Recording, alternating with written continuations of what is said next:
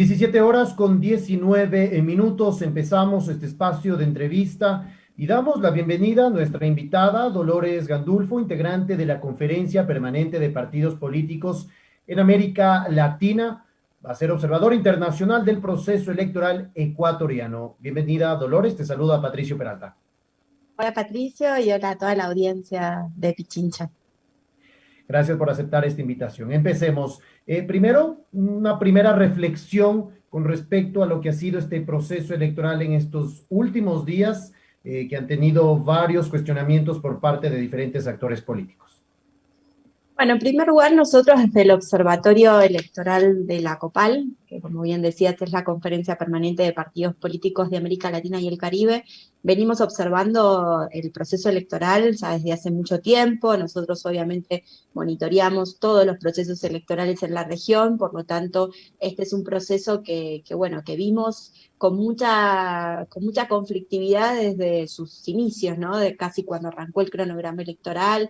Vimos procesos de judicialización de la política, vimos, todas instancias que requieren obviamente la observación internacional y obviamente nos lleva a este proceso que va a tener lugar el día domingo con una presencia nuestra acá ya en Quito. Vamos a tener una misión de delegados de observación electoral de distintos países de la región, de Argentina, de Uruguay, de Paraguay, de Bolivia, de Colombia, de México, de Panamá, de Nicaragua. Muy variado todo el espectro, y va a estar dirigida esta misión por el expresidente Fernando Lugo. Como te decía, nosotros venimos observando todo el proceso, hemos tenido contacto con los distintos actores políticos e institucionales. Obviamente somos acreditados por el Consejo Nacional Electoral, por lo tanto hemos tenido ya hace 2 semanas una reunión con su presidenta, con Diana Tanamín, para contarle qué era el proyecto de observación que nosotros teníamos y también conocer cuáles eran las últimas novedades vinculadas a este proceso, que sí, ser sincera, las últimas semanas nos ha tenido muy, muy alertas por las distintas versiones, situaciones que el Consejo Nacional ha desmentido de la posibilidad de la postergación de la elección. Nosotros hemos dicho desde un primer momento y lo seguimos sosteniendo y se lo hemos transmitido a todas las fuerzas políticas con las que hemos tenido diálogo, y ahora in situ en Quito la misión también va a tener reuniones presenciales con los principales candidatos. También tenemos una reunión prevista con el Tribunal Contencioso Electoral, con el Programa de Naciones Unidas para aquí en Ecuador, que también ha estado asesorando tanto al TCE como al Consejo Nacional Electoral, con la Iglesia, con la Conferencia Episcopal, y a todas les hemos transmitido que para nosotros era fundamental y es fundamental que el día 7 de febrero haya un proceso electoral y que el pueblo del Ecuador pueda elegir a su próximo gobierno, ¿no? Me parece que eso es central, poder seguirlo sosteniendo y poder seguirlo poniendo sobre la mesa en un contexto donde vos bien decías, hubo en las últimas semanas situaciones de mucha desinformación que no ayuda, creemos nosotros tampoco, a la segunda pata que para nosotros es fundamental para cualquier proceso electoral, que es la participación ciudadana, ¿no? Sabemos específicamente que cuando no hay información, cuando la comunicación es errónea, cuando no le llega el mensaje claro a la ciudadanía, son todas cuestiones que inhiben a la ciudadanía a participar, y creemos que el gran éxito del proceso electoral del próximo 7 de Ecuador, 7 de febrero en Ecuador, gane quien gane, es que la ciudadanía participe de manera mayoritaria en las urnas, y ese es un poco el rol que venimos nosotros como observadores a cumplir. Claro, justo mencionabas el tema de que se ha ratificado varias veces de que sí se van a dar estas elecciones este 7 de febrero, lo ha dicho la presidenta Diana Tamaint, y también en varios comunicados que lo han enviado ante justamente alertas de varios presidentes de la región. Pero, por ejemplo, en la situación o en el caso de parlamentarios andinos, que las papeletas empezaron a imprimir recién el 31 de enero, en un comunicado, el último que ha enviado el Consejo Nacional Electoral, se garantiza que los ecuatorianos van a elegir a los parlamentarios andinos a escala nacional, pero no sabemos qué va a ocurrir en el exterior. ¿Ustedes cómo ven este proceso? ¿Qué observaciones le merecen? Bueno, primero y principal, nosotros vimos todo el proceso, primero la instancia donde se pensaba quizás la postergación del proceso de la elección de los parlamentarios andinos. Nosotros siempre fuimos muy claros de decir que cualquier cambio en las reglas de juego en el marco de un proceso electoral no es recomendado, porque efectivamente es algo que no es aspirable para ninguna de las fuerzas políticas que les cambien las reglas de juego en el pleno proceso electoral. El tribunal ha dictaminado en la semana pasada que se puede realizar el proceso de elección de los parlamentarios andinos y mandó la orden de poder imprimir las boletas. Estamos obviamente a la expectativa de que toda la logística que desarrolle el Consejo Nacional Electoral pueda ser satisfactorio, como vos bien decís, también llegando al exterior, para que también los ciudadanos y ciudadanas ecuatorianos y ecuatorianas que viven en el exterior puedan también elegir al candidato, a los candidatos al Parlamento andino. Eso es algo que seguramente vamos a seguir muy de cerca en los próximos días para ver cómo se desarrolla la logística electoral. Claro, en este proceso también marcado por la pandemia del COVID-19 y pues sin duda genera otros procesos, otras dinámicas. Ustedes como observadores les impide en cierto momento realizar su trabajo con la pandemia, cumplir con más protocolos. ¿Cómo van ustedes a realizar este trabajo en medio de justamente la pandemia aquí en el país? Bueno, mira, como observatorio electoral nosotros hemos estado presentes en varias elecciones el año pasado, el caso de Bolivia, el caso de República Dominicana, elecciones que se hayan hecho también en pleno contexto de pandemia, elecciones que, como bien decimos, ya tenemos como un criterio de que cada elección tiene un protocolo sanitario, por lo tanto, los órganos electorales, en este caso el CNE, desarrolla un proceso, un protocolo sanitario que obviamente también nosotros como observadores internacionales debemos cumplir. De hecho, todos los observadores internacionales tuvimos que hacernos una prueba PCR que dé resultado negativo para poder ingresar al país, también para darle las garantías al pueblo ecuatoriano que todos venimos, digamos, con esa prueba negativa. Y obviamente adaptamos nuestro protocolo y nuestro cuestionario de observación también verificando que aquellas normas que desde el punto de vista sanitario se planifican en la elección también sean respetadas. Lo que sí, nosotros hemos como observatorio electoral sacado un informe que es en base a un relevamiento de todos los procesos electorales que se han llevado adelante el año pasado, con dos ejes, uno puesto obviamente en la participación. Sabemos que claramente la situación de la pandemia naturalmente genera quizás una baja, muchas veces pequeña, otras o más moderada en la participación, porque obviamente hay de la ciudadanía a salir a votar, pero por eso también ponemos mucho el foco en que se dé la comunicación precisa a los ciudadanos, sabiendo que como va a haber protocolos, pueden ir a votar sin correr el riesgo su derecho a la salud. Y el otro punto que sí hemos analizado y que para nosotros es un resultado muy auspicioso, para algo que nosotros siempre destacamos, no hay ninguna excusa que pueda ser considerada a la hora de postergar una elección. Nosotros creemos que los procesos electorales se deben realizar, se debe dar certidumbre a la ciudadanía que los mandatos concluyen a partir del cronograma electoral y por lo tanto un nuevo gobierno asumirá en relación al veredicto popular del 7 de Ecuador. Y sí, lo que vimos en los procesos electorales de 2020, que no ha habido una relación directa del pico de contagios o de la suba en el contagios de COVID vinculada a la pandemia. Sino muy por el contrario, la mayoría de los picos de contagio ha tenido mucho más que ver con las aperturas económicas que con los procesos electorales, y eso es algo que nos gusta difundir para también ir en línea con esta idea que nosotros proclamamos de que deben darse los procesos electorales. Claro, justamente es esta información porque muchos ciudadanos, ciudadanas, pues están aún decidiendo si acudir o no por el tema del contagio y pues tener estas cifras de ustedes, estos datos más bien de experiencias previas ya de elecciones en otros países, pues es importante para que la ciudadanía pues pueda acudir. Estos informes que ustedes han realizado y lo van a realizar, no sé si lo presentan de manera periódica o todo se los presenta al final de ya el proceso electoral, cuando ya termine. A ver, los informes de estas características más analíticas y de investigación pueden verlos colgados en nuestra página web, que es www.copal.org. Y con respecto al informe de observación que se le entrega al Consejo Nacional Electoral, nosotros hacemos en general un comunicado de avance el día posterior a la elección, y luego, entre los próximos 15 días a la elección, hacemos digamos, el informe final con toda la información del relevamiento que han hecho los observadores. Quiero decirte algo más con respecto a esto, porque creo que nuestro rol también tiene que ser de llevar tranquilidad a la ciudadanía y también de comunicar.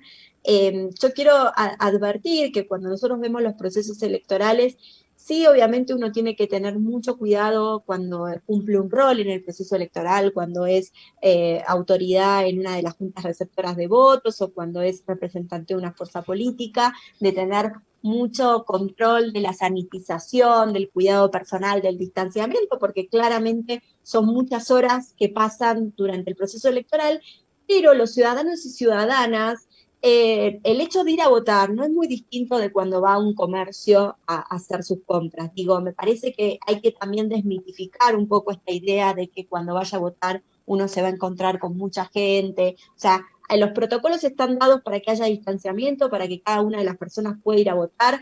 Va a tardar mucho menos de lo que tarda en cualquiera de los comercios que en general uno va, y por lo tanto me parece que es importante darle la tranquilidad a la ciudadanía que no va a estar en riesgo su salud, y al contrario, porque creo que el derecho a la salud digamos, la salud es una política pública que depende siempre de una gestión de gobierno. Por lo tanto, me parece que para pensar, si uno quiere realmente pensar en la salud, debe pensar qué opción de gobierno quiere elegir para que llegue al poder y que actúe en consecuencia, ¿no? Claro, sí, a respetar sus protocolos, el uso de mascarilla, llevar su alcohol por prevención y el distanciamiento. Para ir finalizando la entrevista, Dolores, quisiera consultarte justamente sobre este proceso de destitución que lleva adelante 4 de los 5 consejeros del Consejo Nacional Electoral. Pondría un poco en alerta pues la legitimidad que se tenga con respecto a la resolución o los resultados o a la realización de las elecciones, teniendo este proceso de por medio que no se ha resuelto y se espera que se resuelva después de estas elecciones. Pichincha Universal. La ley es muy clara en el punto de que el proceso electoral continuaría aún si hubiese una destitución de los miembros titulares, porque asumirían los suplentes y eso no modifica el cronograma electoral. Por lo tanto, aún en el escenario que nosotros consideramos obviamente que no sería el ideal, porque sería muy perjudicial que se destituya a los miembros titulares del Consejo Nacional Electoral a días de la elección, no, eso desde el punto de vista electoral y de la normativa electoral no modificaría, si asumiesen los suplentes, el cronograma electoral y la legalidad de la elección. Ok, vamos a una breve pausa, Dolores, nos mantenemos en línea, nosotros ya regresamos. Inicio del espacio publicitario. ¿Piensas que todos los candidatos son iguales? ¿Todos te repiten las mismas propuestas aburridas? ¿No se parecen en nada a ti? Hay uno que es diferente, un hombre capaz, con experiencia e incansable luchador por los derechos de los más vulnerables. ¡Atrévete! Ekene Recalde, asambleísta por Pichincha, Distrito Sur. Vamos a legislar y fiscalizar por un Ecuador inclusivo y de oportunidades, de justicia social con libertad. Soy Javier Herbas, atrévete, somos gente nueva, vota todo ID, listas 12. Asambleístas provinciales, CNE 2021. Fin del espacio publicitario.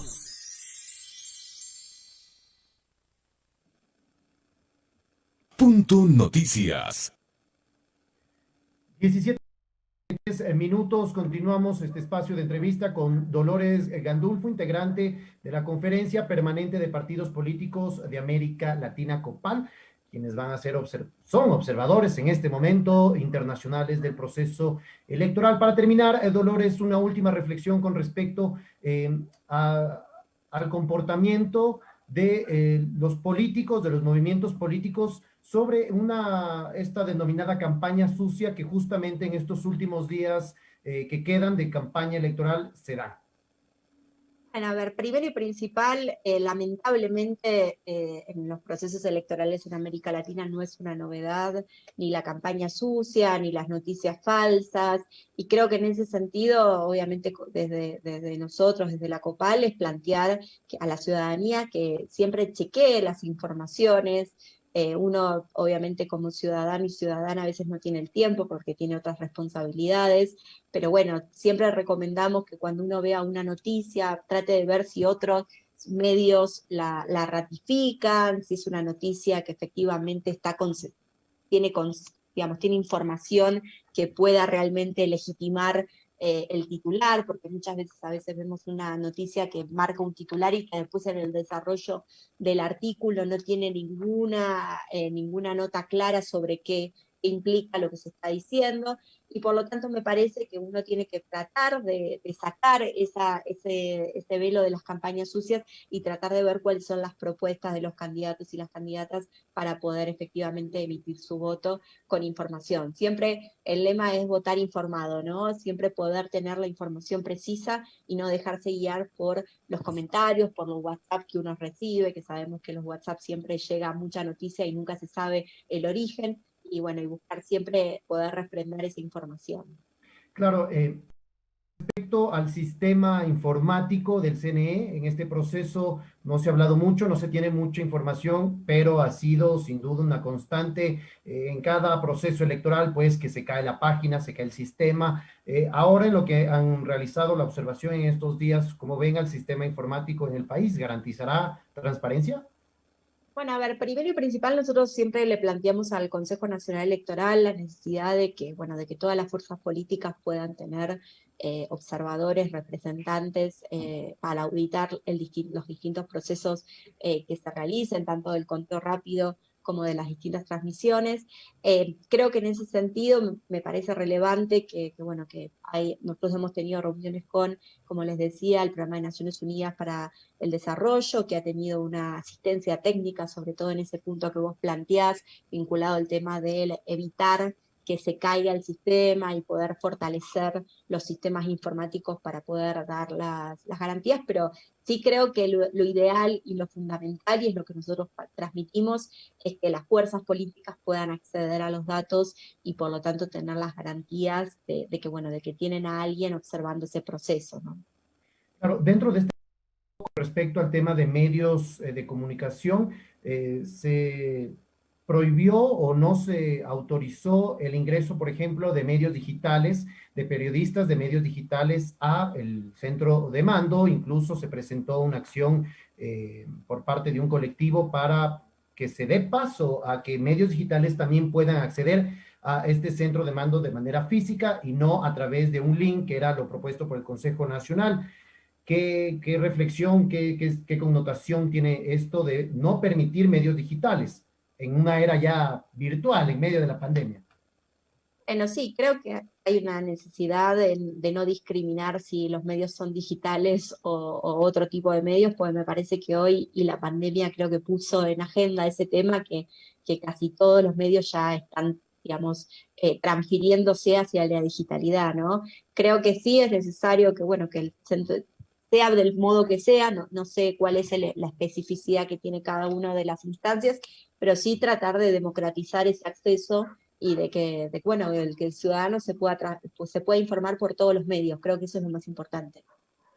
Listo. Muchísimas gracias, Dolores Gandú, la Conferencia Permanente de Partidos Políticos de América Latina, COPAL, quien estará de observadora y ha estado durante todo este proceso electoral para las elecciones del 7 de febrero. Muchísimas gracias, Dolores.